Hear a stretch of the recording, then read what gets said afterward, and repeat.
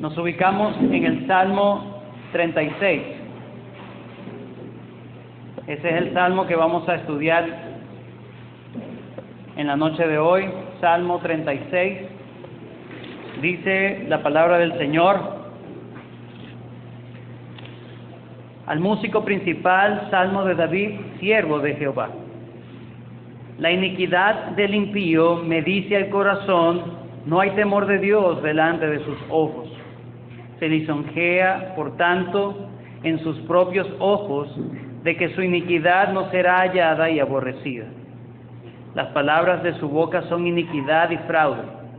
Ha dejado de ser cuerdo y de hacer el bien. Medita maldad sobre su cama, está en camino no bueno. El mal no aborrece.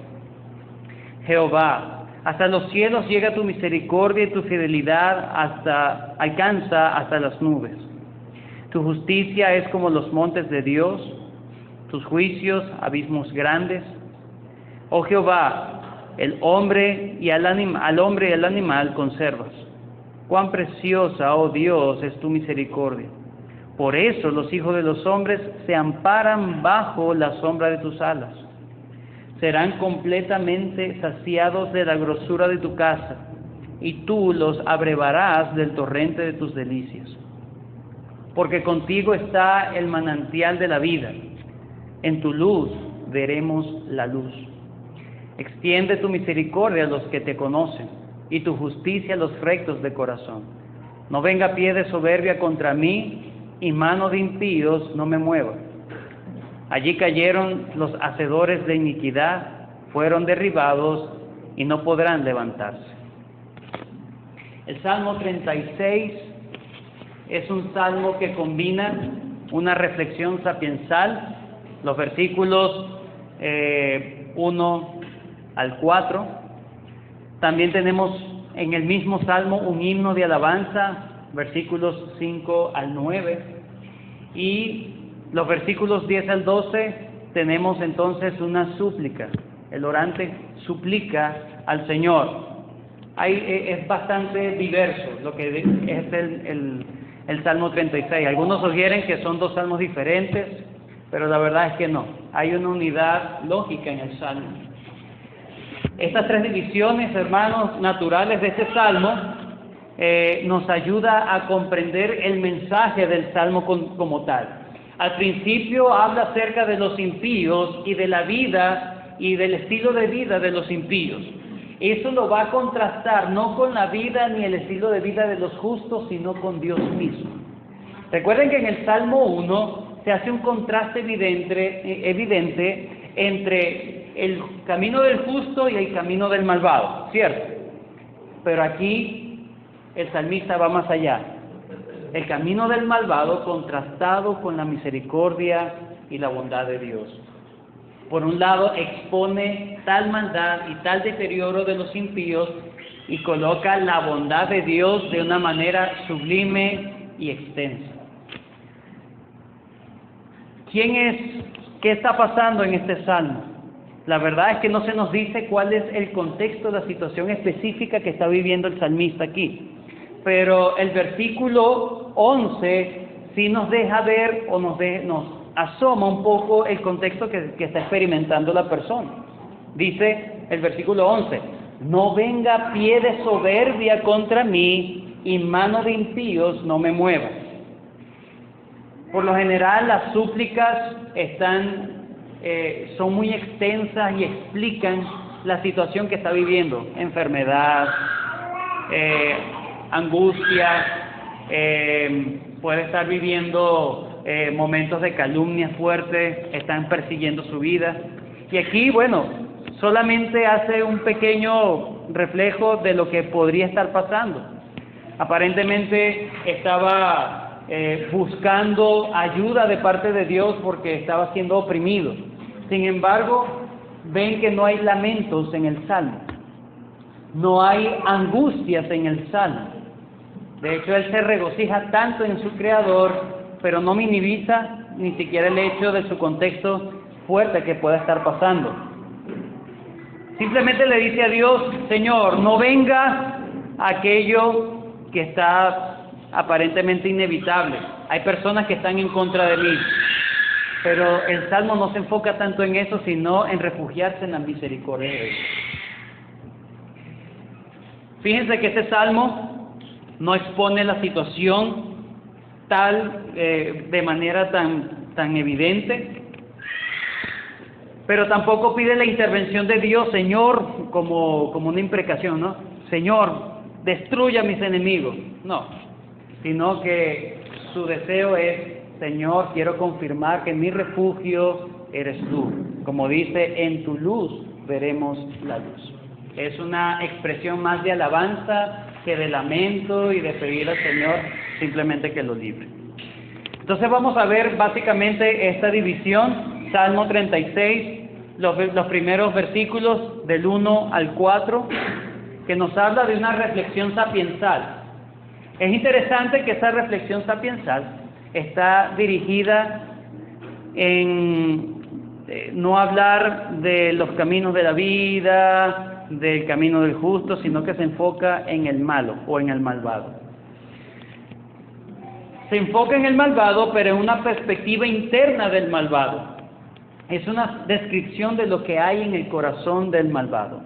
Dice el versículo 1, la iniquidad del impío me dice al corazón. Hay unas traducciones que hablan de que ese es el oráculo del malvado, o lo que guía al malvado. Eso me da a entender a mí que él no tiene temor de Dios delante de sus ojos.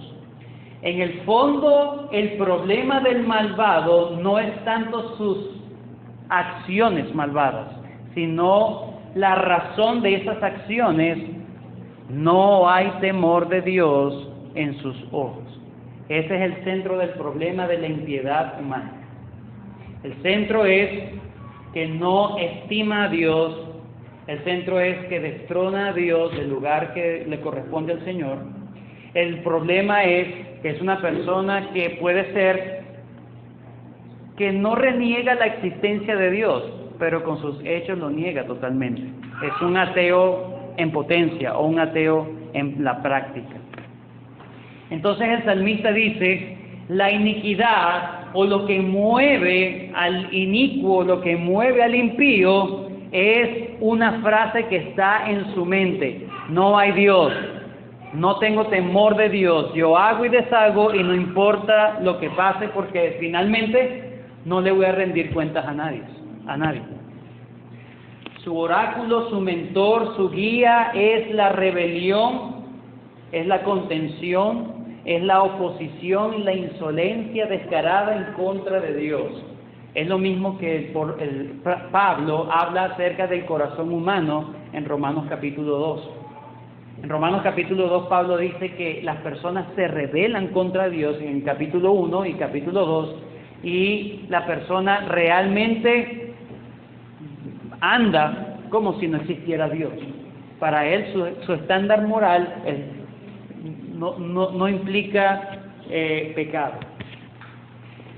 Entonces, ¿qué hace el impío cuando piensa que no hay temor de Dios? O eso es lo que le da fuerzas para hacer sus impiedades. Dice, versículo 2, se lisonjea, es decir, se alaba a sí mismo, se enorgullece,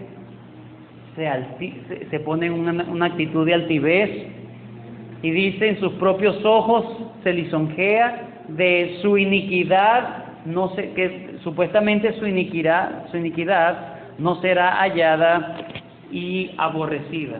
Él está tan sumergido en el pecado, él está tan sumergido en su mundo de rechazar a Dios, que no se da cuenta de sus pecados, no se da cuenta a quién está dañando, a quién está ofendiendo. Es una persona que piensa que está haciendo las cosas correctamente en sus estándares morales. Se alaba a sí mismo y cree que está haciendo lo correcto. Pero ¿qué pasa con esta persona que tiene en su mente? Recuerden que ahí se desprende la acción del inicuo o del que está alejado de Dios. Como no hay temor de Dios delante de sus ojos, en primer lugar piensa que está bien. En segundo lugar dice, todo lo que hace, lo que dice, y lo que piensa simplemente son cosas de locos, como dice allí en el versículo 3, ha dejado de ser cuerdo y el hacer el bien. Sus palabras son mentiras, todo lo que sale de su corazón, sus palabras son mentiras, fraude, iniquidad. Todo lo que piensa, lo que medita en su cama es buscar hacer la maldad. No hay camino bueno y simplemente consiente la maldad, abraza la maldad, no la aborrece. Sus hechos son insensatos, sus pensamientos siempre maquinan cosas mortíferas. Con todas sus fuerzas y con todo su corazón, él ambiciona que siempre prevalezcan su sentido o su juicio de la vida. Es decir, las cosas como yo digo. Él quiere que prevalezcan sus caminos y lo hace con astucia y con intriga. Él cree que tiene el mundo en sus manos. Pero vean el contraste evidente de esta persona que cree que está bien, que no le va a pasar nada, simplemente porque tiene un escrito en su corazón, ¿verdad? O un rótulo allí entre ceja y ceja de manera espiritual. No hay Dios. No hay Dios. De ahí se desprende los adulterios, de ahí se desprende el robo, de ahí se desprende las maledicencias, de ahí se desprende la impiedad del hombre. No hay Dios. Cuando dejamos de pensar en Dios, estamos expuestos a nuestros pecados. Número 2. Vemos el contraste que hace entonces el salmista en los versículos del 5 al 9. La primera estrofa habla y resalta la maldad del humano, del hombre malvado, pero por otro lado habla acerca de la misericordia y la bondad de Dios. En el hombre impera el mal, la mentira, el fraude, el odio y la muerte. Por el contrario, en Dios impera la bondad, la misericordia, la fidelidad, la justicia, la vida, la luz. El salmista usa figuras superlativas, hermanos. El salmista usa figuras superlativas para demostrar la grandeza de la hermosura de los atributos de Dios. En primer lugar, habla de la misericordia. Versículo 5. Jehová, hasta los cielos llega tu misericordia. ¿Cuándo se acaban los cielos? Pregunto. Su misericordia es ilimitada. Ilimitada. Su fidelidad alcanza hasta las nubes. Su misericordia y su fidelidad son perpetuas. No tienen límites, no acaban nunca.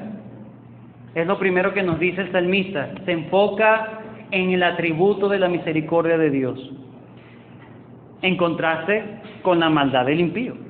Versículo 6. Tu justicia es como los montes de Dios. La justicia de Dios se alzan de manera imponente como una cordillera, es lo que está diciendo, como esos grandes montes. Probablemente estaría pensando en los montes esos grandísimos que hay en esa parte de Israel. Pero para él, esos montes imponentes, gigantes, su justicia los sobrepasa. ¿Sí? Pero no solamente alcanza lo más elevado, sino lo más profundo, su justicia. Tus juicios, abismo grande. Es decir, la justicia de Dios alcanza desde arriba hacia abajo. Nada se escapa de la justicia y del juicio de Dios, es lo que está diciendo el salmista. Nada se escapa de tu control, nada se escapa de tu jurisdicción. Esta bondad, hermanos, alcanza no solamente el reino de los hombres, sino el reino de los animales. Versículo 6. Oh Jehová, al hombre y al animal conservas. Todo está en las manos de ese Dios amoroso, de ese Dios misericordioso, de ese Dios fiel, de ese Dios bueno. Se expresan entonces de manera superlativa sus atributos, sus excelencias, como dicen algunos. Esa bondad, hermanos, no es una bondad impersonal y lejana, sino que está dispuesta y siempre está activa. Tú los conservas. Es por tu bondad que conservas a los humanos, es por tu bondad que conservas a los animales, es por tu bondad que la tierra no se para, es por tu bondad que la tierra se mantiene, se sostiene. No es otra cosa. ¿Cree usted y yo que somos merecedores de ese trabajo de Dios? No. Dios lo hace por su misericordia, por eso es tan grande la misericordia. Por eso en el versículo 7 sería el versículo central del Salmo. Cuán preciosa, oh Dios, es tu misericordia. Entonces ahora exalta y se deleita en pensar en la misericordia de Dios. Por eso los hijos de los hombres se amparan bajo la sombra de tus alas. Por eso es que cuando hay aflicción, por eso es que cuando hay apremio, cuando hay un hombre que quiera buscar y cazar mi vida, yo tengo un refugio seguro. Ese Dios cuya bondad llega hasta los cielos es un Dios de confianza, a quien yo me puedo amparar bajo la sombra de sus alas. Ahí está haciendo entonces, hablando como un águila empolla sus polluelos, se refugia, hay consuelo, hay albergue, hay refugio, hay estabilidad, hay sosiego. Cuando una persona entiende las excelencias de las misericordias de Dios y se refugia en Él. No solamente habla de una manera metafórica, sino que también habla acerca de lo que encuentra la persona en la casa de Dios. Versículo 8. Serán completamente saciados de la grosura de tu casa. Ahí se está haciendo referencia a los sacrificios que se hacían en el Antiguo Testamento. Una de las cosas que eran para los sacerdotes era la grosura. Y de alguna manera esas son figuras de gozo y de placer. Será completamente saciado de la grosura de tu casa. Era solamente destinado para los levitas. Pero en este caso el que se refugia en Dios tiene el privilegio que Dios le da. Recuerden que los levitas eran el pueblo escogido de Dios para ministrar al resto de los hermanos, al resto del pueblo de Israel. Eran los sacerdotes. Entonces el salmista tiene en la mente, no solamente ellos tienen ese privilegio, sino cualquiera que está dentro de Dios o cualquiera que se viene y se refugia a Dios, Dios le da el privilegio de ellos también, de estar allí, participando del servicio de Dios.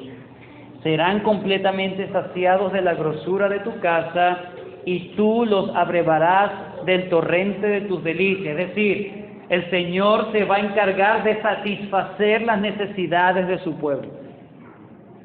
Él es, hermanos, la fuente de vida. Tú los abrevarás, tú los vas a saciar, tú los vas a llenar, los vas a hacer rebosar. Tienen necesidad, pueden tener angustia, pero es tan grande tu misericordia, tan vasta tu amor, tu bondad, Señor, que cuando alguien se refugia en ti, esa persona va a sentirse plena, reconfortante, va a haber abundancia, va a haber paz, va a haber sosiego, va a haber satisfacción, se va a satisfacer en Dios. Esa es la recompensa que Dios le va a dar al que viene y se refugia en Él. Eso es lo que está enseñando el salmista. Entonces, en primer lugar, ¿qué hemos visto? El inicuo, ¿qué es lo que mueve al inicuo? ¿Cuál es su mentor? ¿Cuál es su oráculo? ¿Qué es aquello que lo mueve y lo impulsa a hacer sus maldades? No hay temor de Dios en sus ojos. Dios no existe en sus ojos. No le tiene temor a Dios. Y si dice que existe Dios, no le tiene temor. No me importa. Es un insolente, es un rebelde. Pero, por el contrario, se manifiesta la bondad de Dios, y aún esos que están insolentes delante de Dios, aún Dios también tiene misericordia, porque al hombre y al animal conservas. El versículo 9 dice: porque contigo está el manantial de la vida. ¿Por qué la persona que viene y se refugia delante de Dios tiene el privilegio de estar saciado o va a estar saciado? Es una promesa. ¿Por qué? Versículo 9: porque contigo está el manantial de la vida, en tu luz veremos la luz. Cuando habla del manantial de la vida, habla del agua, que es lo más importante para el mantenimiento del hombre, del ser humano. El agua, la luz también, ¿no? Pero el agua y la luz, de hecho, están allí. Sabemos lo que significa vivir sin agua y vivir sin luz.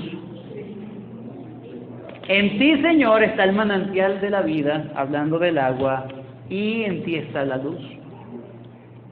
La luz nos habla de gozo, nos habla de pureza, nos habla de entendimiento. Voy a entender. Nos habla de esperanza, nos habla de verdad y nos habla sobre todo de vida. Esas son las imágenes que nos da la palabra luz, al igual que el agua. El agua satisface, refresca, conforta, restaura, da reposo y alivio. Esas son las imágenes. Entonces, en tu casa, tú abrevarás del torrente de tus delicias. En tu casa, ¿cuál es la casa del Señor? La iglesia. La iglesia.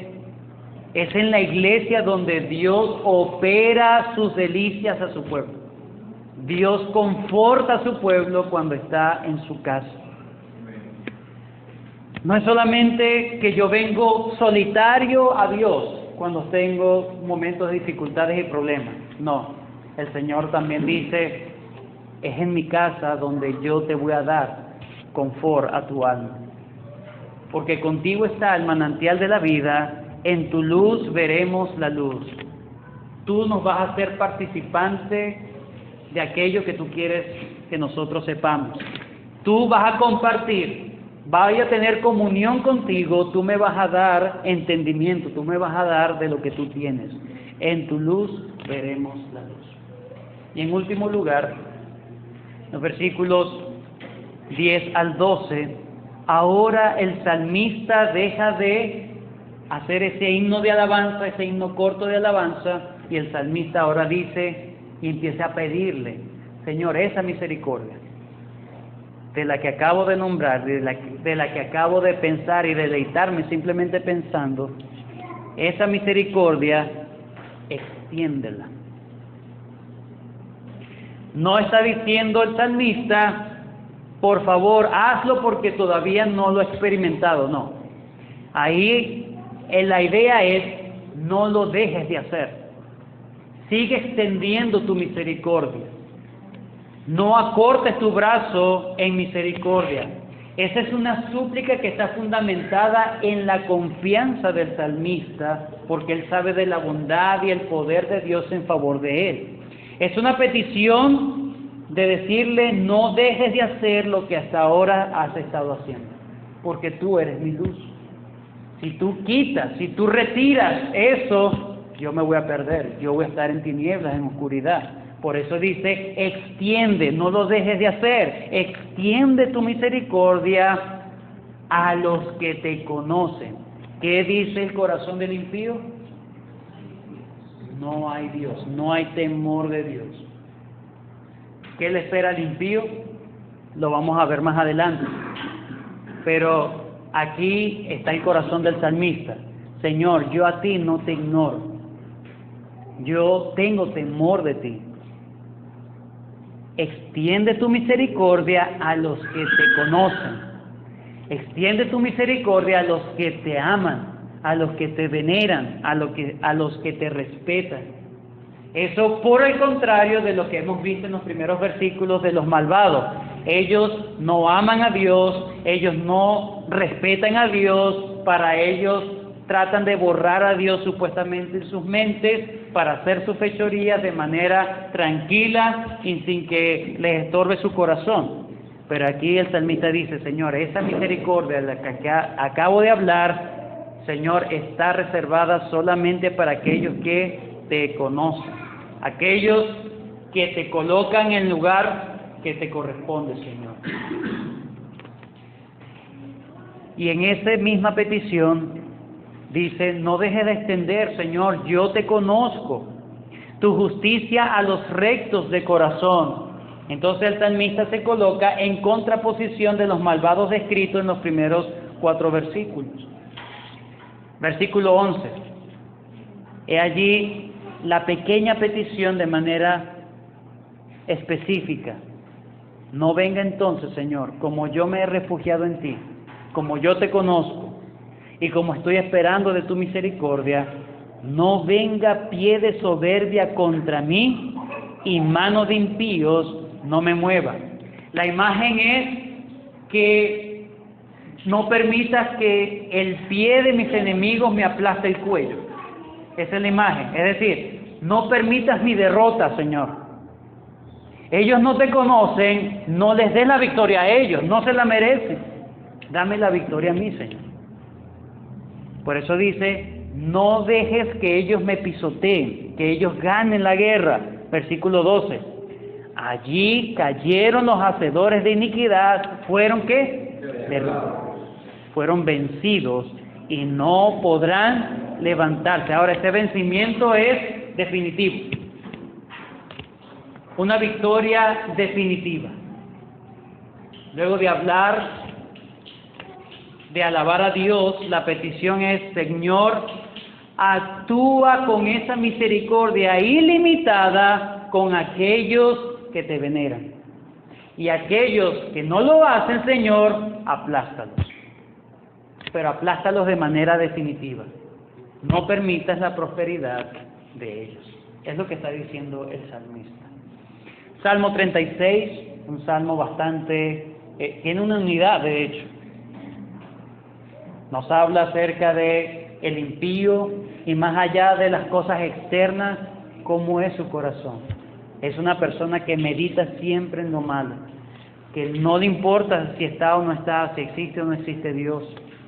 Pero por el contrario vemos a Dios soberano, misericordioso y bondadoso, del cual el que lo conoce viene y se coloca bajo sus alas y es beneficiado de él.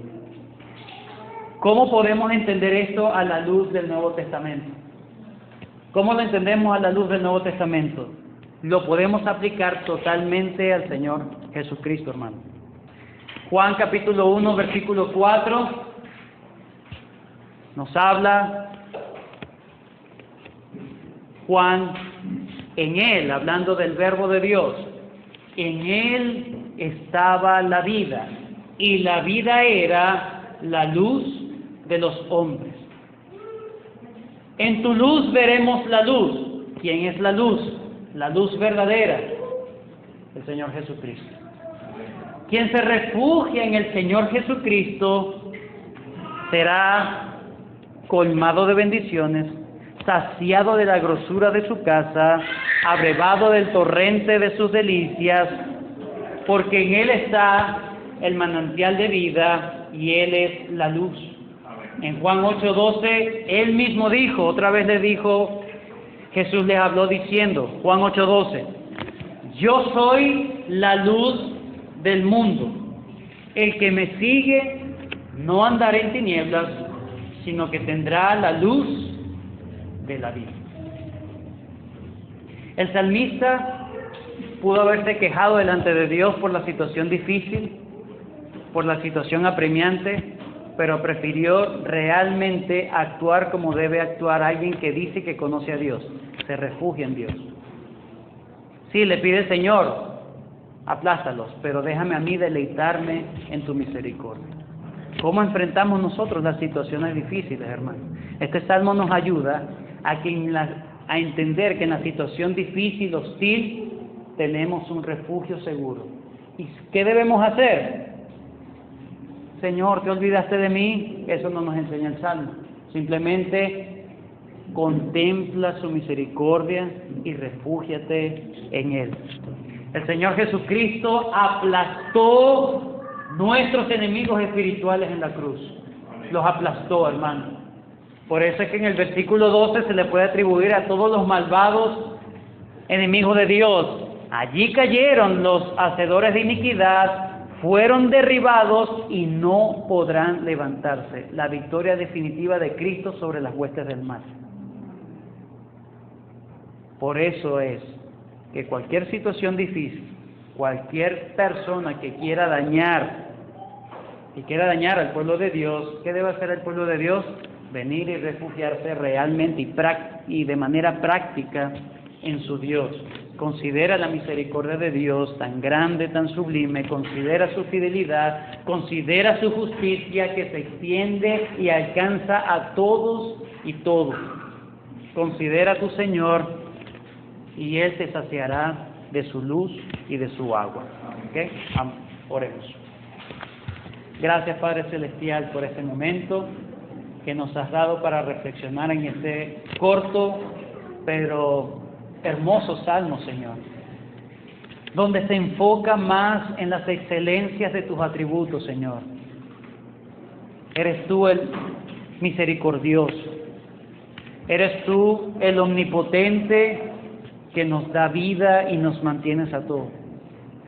Ayúdanos, Señor, que en tiempos de angustia, de prueba, de aflicción, saber que ya los enemigos más fuertes han sido derrotados, Señor. Tú los has derrotado y no se levantarán más. Y aquellas aflicciones que puedan venir, Señor, ayúdanos a buscar socorro realmente en ti.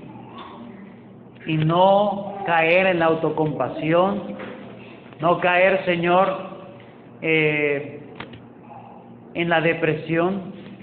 Ayúdanos a considerarte a ti, tus excelencias, tu bondad, tu misericordia, de manera que podamos estar satisfechos, llenos, plenos, saciados, y que podamos seguir adelante sabiendo que tú estás a favor de los que te conocen, Señor. Ayúdanos a demostrar, Señor, realmente que te conocemos, refugiándonos en ti. Te lo pedimos y te damos gracias en esta noche, en el nombre de Cristo Jesús. Amén.